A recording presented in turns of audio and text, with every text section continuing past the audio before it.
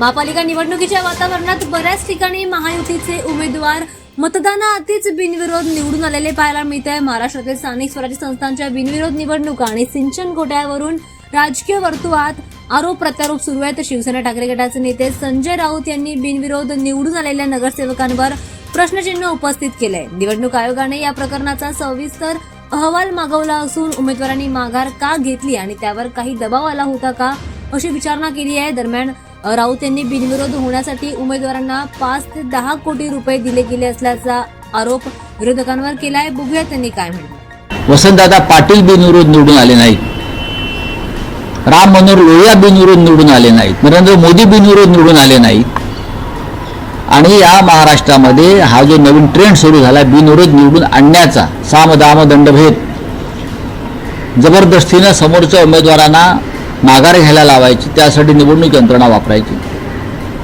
नाहीतर समोरच्या उमेदवारांवरती पैशाचा पाऊस पाडायचा। 5-5 कोटी 10-10 कोटी रुपये दिले या बिनविरोध होण्यासाठी आणि उमेदवारांना माघार घेण्यासाठी।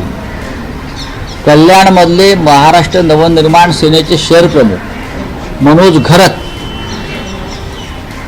यांना दिलेला आकडा जो आहे हा डोळ्याची बुबुळं बाहेर पाडणार आहे। बिनविरोध व्हावा आणि त्यांनी माघार घ्यावी म्हणून काल माहिती घेतली मी।